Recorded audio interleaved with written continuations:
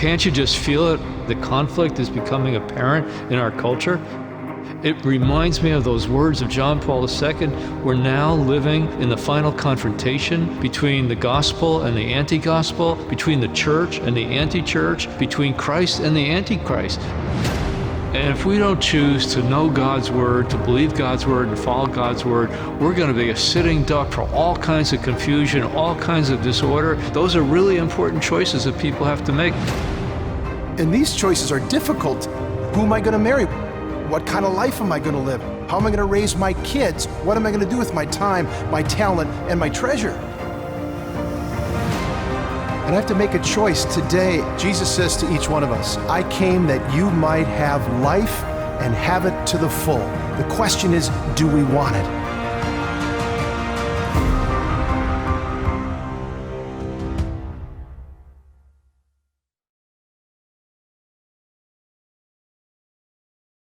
Welcome to another week of the choices we face. There's so many different opportunities the Lord gives us to strengthen people, to bring them to deeper conversion. And one of the things that both Peter and I do, and Pete Borek, another young man in our office, we do a lot of men's conferences. One of the really encouraging things in the Catholic Church these days is that we realize that there's a need to strengthen men. It does seem like in most parishes, Peter, there's more women than men, right? Yeah, no matter whatever parish you go to, do a parish mission or something, it's almost 2 to 1 or close to that. Yeah, so we really need to make an explicit, conscious effort to strengthen men, give them confidence in who they are in Christ. And you had the opportunity to do that in a nearby parish. And Our Lady of Good Counsel. Yeah, and we videoed it, and let's give a wider group of men a chance to hear it, and women too. Sometimes women hear about men's conferences or hear men's talks, and they say, I got to get my husband to watch this. Yeah, they do. Yeah. Okay. Are you a pushover or not? You know, I want to tell you a story. I bet a lot of you are pushovers. Guys like, this guy's such a buzzkill. Get him out of here. You know? My wife was speaking at a parish recently in the area. And she was speaking to parents and confirmands. And she spoke to the confirmands first and then to the parents. And the organizer of the event who worked for the parish had heard Debbie give a talk on identity. There's about 100 parents in the room, something like that. And she talks about having our identity in Christ. And at one point she said, you know, it's so important for our kids to understand that because our culture today is so confused about identity. And people are putting forth, the culture's putting forth the expectation that kids need to just determine their own identity. That's all she said, and then she went on and talked about what it meant to be a child of God. Well, they had Q&A afterwards.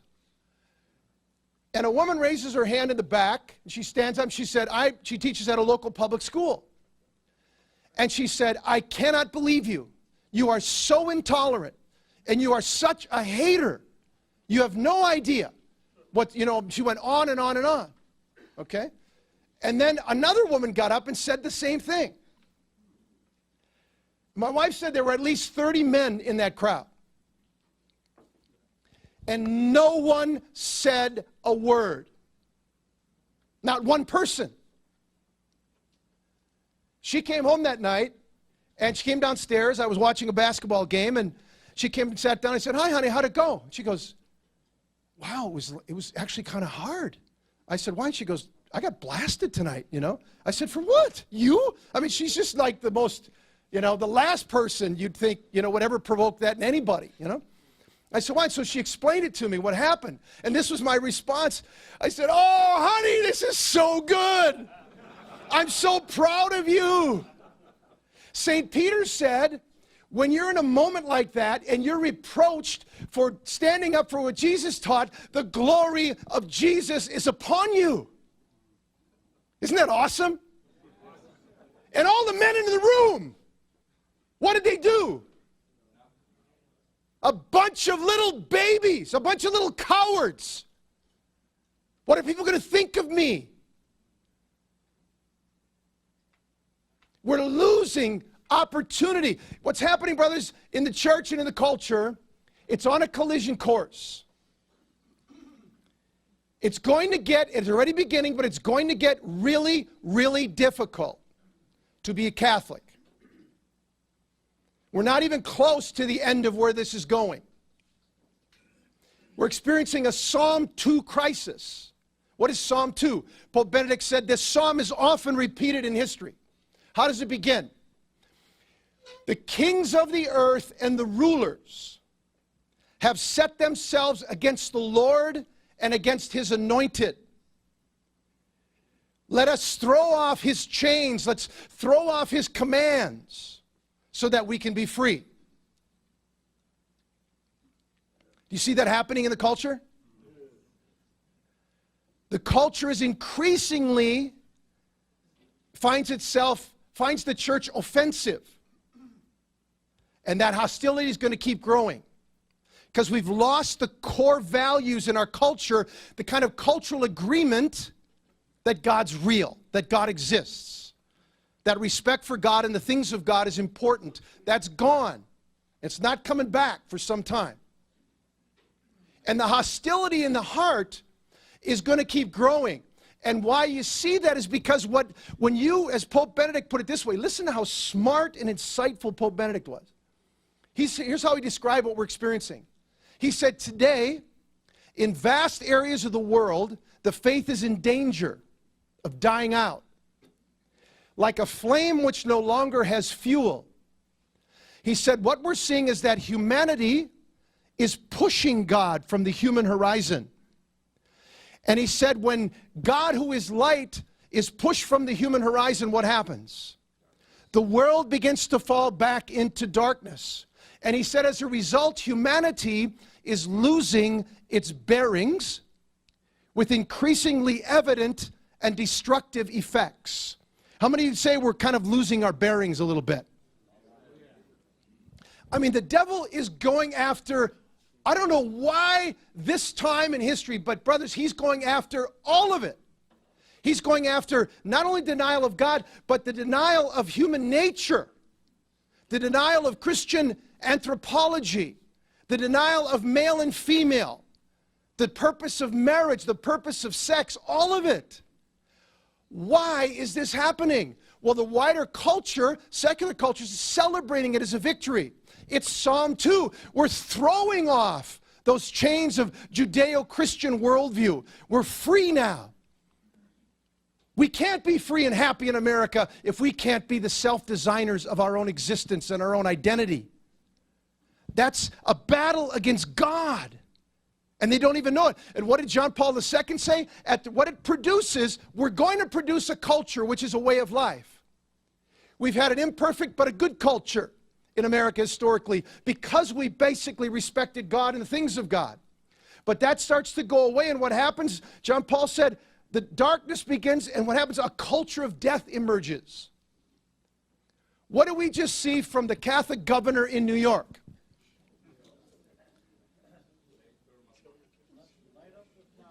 Yeah, so he lights up the Tower of Babel with a pink lamp and says, we're free. We're free. Why would they say that? Why are they celebrating the killing of a child all the way up to birth? Because they're afraid.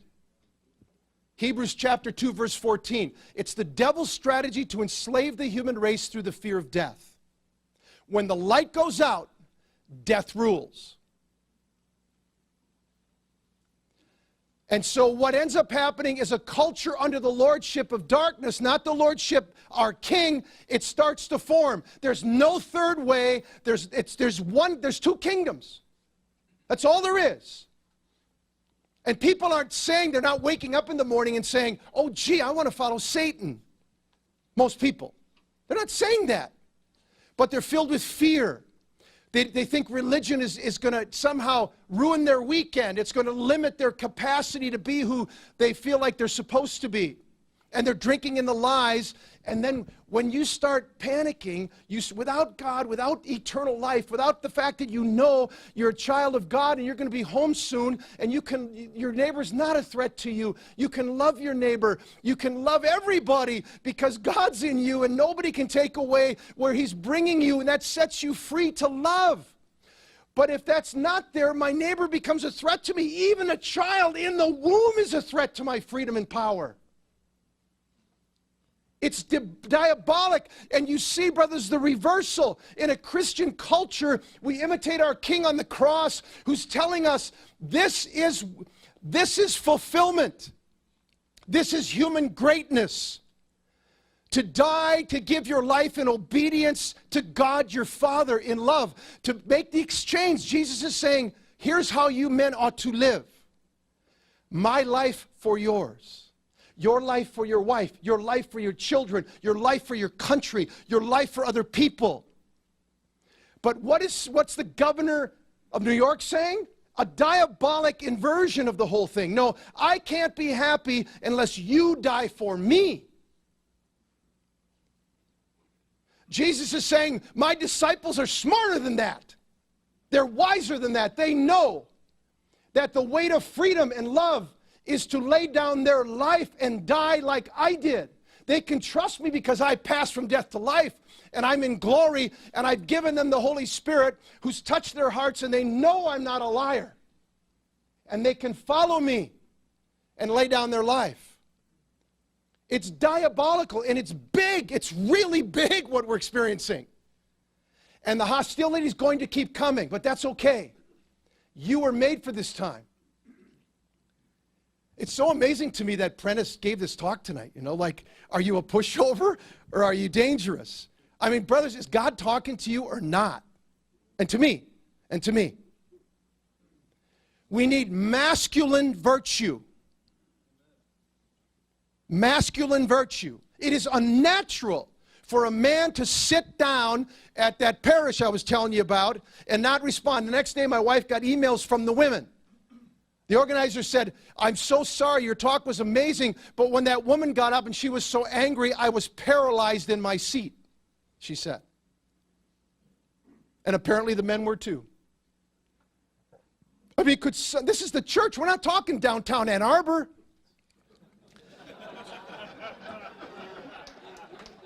I mean, we're scared of the church. We're scared even in the church. Come on, guys, seriously. Could there be one man who could have just, stood up for a moment and said, excuse me, I'd like to follow up. I just want to say from my perspective, all I heard from this woman tonight was the teaching of the Catholic Church. And I want to thank her for bringing it. That's all he had to say. But no. We're trained, brothers. We're trained to just shut up and behave. Shut your mouth and behave, or it's going to cost you some of your comfort. Your neighbors might not like you, right? Your job might not like you. I'm not talking about, overturning the tables. Maybe we should do that right now. Symbolically. How about it, Father Prentice? Yeah. Oh, they got to clean it up anyway, so let's do it. Yeah, let's do it. You know what? Did you hear that first reading? Did you hear that first reading tonight? What word was repeated in that first reading over and over and over again? Anybody know? Wow. Fear. The fear of the Lord. These men at that meeting had fear of those women and not fear of the Lord. Some of our leaders in the church are more afraid of men than they are of God. And that's partly why we're in the mess that we're in. Fear of the Lord is the beginning of wisdom. When you see so much stupid, you know there's no fear of the Lord there. You get it? And the fear of the Lord is the foundation of courage. Courage. Courage. And what is courage? The willingness to sustain a wound in defense of what's true and what's good and what's just. It is showtime for us. But if we just keep watching TV till we're, you know what I mean? Give us another 1,000 television, shows we can watch. Give me another bag of potato chips and another beer, and let me just numb myself and escape, because I don't want to think about all this stuff, because it ain't happy to think about it. You feel that, guys, ever? Okay, I'll end here. I probably went too long. It is, I don't know how to say it to you. You know what? Everything's changing. It's changing. A lot of people in America are going to leave the Catholic Church. Some men in this room might do it. Because the heat's going to get turned up. And the crazy thing is, you guys, this is the moment you were made for. This is why the King made you. And you're going to appear before the judgment seat of Christ. You know for sure you're going to die, and you know for sure you have a meeting in your future. And your meeting is with the King. And he's going to say, what did you do with your life? Well, Jesus, that lady that stood up at that para, she was like really mad. You know? That was like hard to think about getting up. You know? Okay. Our way forward isn't, let's just macho it up. We do that, we're going to fall flat on our face. Let's go back to what the things Father Prentice said tonight, which I think are just really great meditation. On your table, you guys, there's a card that says, really talks about living under the Lordship of Jesus. Just a simple little thing we give to young people. They seem to like it. It's helpful.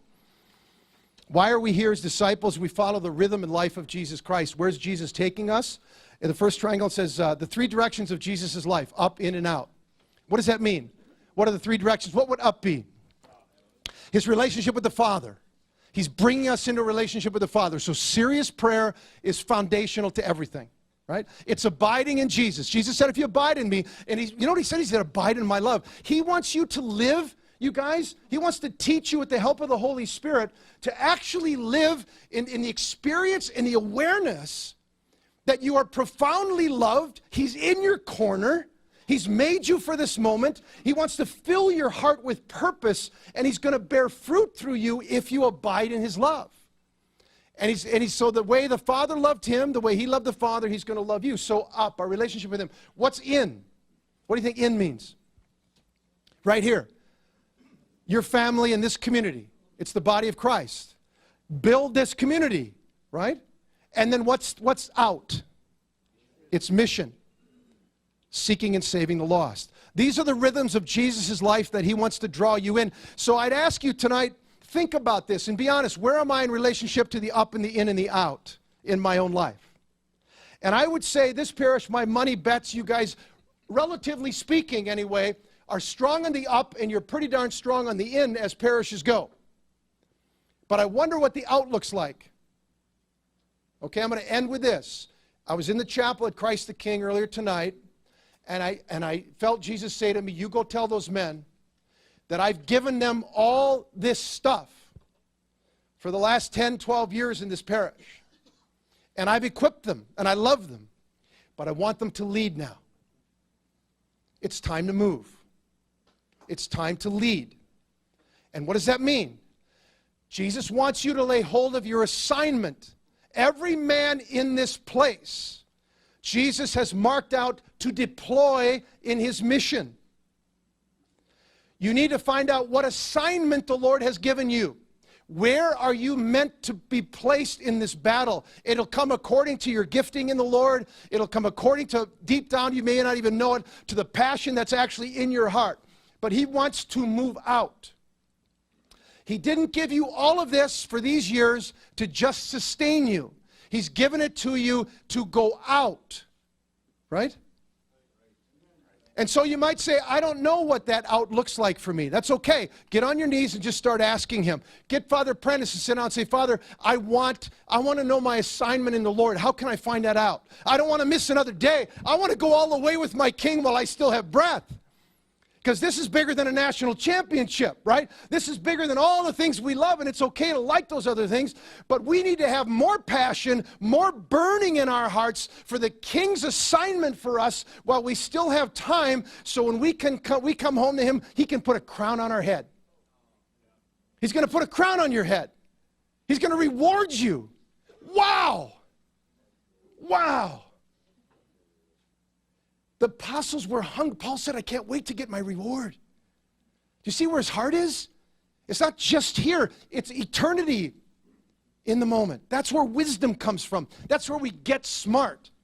Because I'm going to die soon and be before my King, who I love, and I don't want to see him and say, oh my gosh, Lord, what was I thinking? Why was I so afraid? What the heck was I afraid of? That will happen. That will happen. So our time is here. Amen? Peter, that was a very strong and very good talk, and I'm kind of wondering how the men were responding. No, it was a great night. It was a big crowd of guys. I wish we would have had more than the one camera. It was amazing. In one parish, had 330 men show up to the thing, and they were dialed in. And I think they heard it, and it was a little bit of a locker room speech. You know what I mean? Yeah. Like, and guys respond to that. Most guys respond to that, and it helps them. But they also know the urgency. I mean, this particular group of men were in the parish at Our Lady of Good Counsel. You know, most of them, for many years, and had wonderful teaching and formation. Father John Ricardo, who's a regular guest of ours, and other good leadership. So these guys are serious about their faith. Yeah. But I think many of them feel like, what am I supposed to do exactly? Like with this, I know I'm supposed to pray, I know I'm supposed to go to church, I know I'm supposed to take care of my family, that kind of stuff, which is all foundational. But where's the Lord's assignment for me? Yeah. And how has He gifted me, and what's He calling me to do? Because they want to make a difference. Yeah. And there's something, I think, in men, and I think it's important, it's a God-given thing, at times of trial and testing like this, to stand up, to be a buffer, to protect, to defend, to advance the kingdom, to take some hits, for the gospel, and not be passive in the face of it. It's very natural for most guys to be passive in the face of a battle like the one we're now beginning to experience in an ever-increasing way. I thought the example you shared about the unjust and terrible and probably premeditated attack on your wife by activists in the public school system, and how nobody stood up to counter that or defend her. I think that was a very good example, and I think everybody needs to think about, if I'm ever in a situation like that, what am I going to do? Yeah. Am I going to defend the truth? Am I going to defend somebody being unjustly attacked, Yeah, I mean, just to have one person in that moment Yeah. of 90 parents or whatever it was, Yeah. who are all there, ironically, for their children's confirmation that's coming up, and confirmation is that sacrament that completes your coming in, and they talk about being soldiers of Christ. Remember that? Yeah, being a public witness, Being a public witness, and just in the moment, right there was such a wonderful opportunity. No one needed to get up and start a fight, you know what I mean, like to be emotionally out of control or something like that, but just to stand up and state the truth in the house of God. That's the thing that I can understand why I gave the example, we live in Ann Arbor, like, I said, this didn't happen on the street corner, where it could be difficult to do something like that, but this is literally in a training moment in the house of God. Yeah. And a couple people in the crowd are totally moving with the broader culture and are now accepting things that the church and Jesus have clearly rejected, and they're angry that the church isn't, conforming to the culture, and because it's not loving, the church is no longer loving. That's a lie. And just one person, if you just stand up and say, this is the teaching of Jesus Christ, and this is the teaching of His church, and I think your issue isn't with this lady, I think your issue is with Jesus and with the church, and you need to come to terms with that, or it's just something like that. Unfortunately, I think some of the organized groups in society who are trying to push things away from Judeo-Christian worldview are trained in intimidation tactics. Absolutely. That's not an exaggeration. That's true. And they're actually sent to meetings like this. Right. And they've been trained how to be abrasive and how to be intimidating, and are counting on people being caught by surprise and being afraid to say anything. So we just need to realize that this is now a tactic. People are being dispatched to places and in churches and things like that. So we need to, anticipate this and be ready to stand up and say, wait a second, this isn't the teaching of the church. This isn't loving. This isn't really truly compassionate. This isn't the truth about human beings. Right, yeah, and they have a specific strategy for the church. They have strategies across culture, but their strategy for the church is very clear. They've spoken about it, they've written about it, is to say, number one, first, you need somebody in the church, like an authority figure, a religious ed teacher, a priest, or whatever, who will draw some doubt on the clarity that's in the Bible or the clarity that's in the catechism. Like, maybe, sometimes, maybe not. Yeah. And then they said that destabilizes people a little bit, lay people who think, well, gee, if maybe I'm wrong about that. And then the second thing they do is they say, jam people. They call it jamming. This is why they say, you're a hater, you're a bigot, blah, blah, blah, to shut down argument. They said, don't let an argument happen. Yeah. Attack them. Yeah. And so you'll destabilize them, just like everyone in the room was destabilized, Yeah. and everybody was frozen. They didn't know what to do, Yeah. you know, and they were intimidated and confused. That's a specific strategy that's meant to silence, you know, the voice of truth in the moment. Yeah. You know? Yeah, it really So- is. Well, Peter, I think what you really showed very clearly is that we're in a war. It isn't peacetime anymore. It's wartime, and when it's wartime, we need to learn how to step up. Peacetime, things a little relaxed, you know, not too much training going on, not too much vigilance at the borders. The Army is kind of reduced in size. A lot of people are in the reserves and not in active duty. But hey, we're in a war right now, so those who are on reserves need to get into the battle, need to become activated. Those who haven't trained for a while need to train, and quite honestly, we need virtues today that we maybe didn't need so much years ago. We need courage, we need fortitude, we need bravery, we need clarity of thought and clarity of commitment, and we need to renew our understanding about who Jesus is and his absolute claims on us and every other human being on the face of the earth. Peter's written a booklet called Unfailing Promises, and it isn't until we really know clearly the word that the Lord has spoken to us. I will be with you always to the end of the age. Don't worry what you're going to say. I will be with you. Your Holy Spirit will give you the words you need to say when you're in these confrontation situations. But that means we need to be in the kind of relationship with the Lord so we can hear him in those situations, so we can receive the wisdom and guidance of the Holy Spirit. So send for this booklet. Call the 800 number. We'll get it right off to you. It's for free. Go to our website, renewalministries.net. Click on free booklet. You'll find lots of other resources there as well. Till next week, this is Ralph Martin and Peter Herbeck saying, we're in a battle. Let's kind of show up for it. Let's kind of gird ourselves with the spiritual weapons that we really need, the Word of God. We live in unsettling and challenging times. People everywhere are reaching for an anchor, something that's true, something they can hold on to. St. Peter tells us we can find this security in what he called the precious and very great promises of God.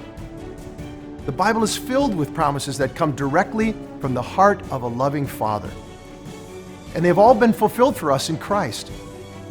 I've written this booklet, Unfailing Promises, to help you lay hold of promises that will give you the hope and strength needed in the face of any and every kind of trial. To receive a free copy, please visit our website or call the number on screen. Is great to the heavens, and thy faith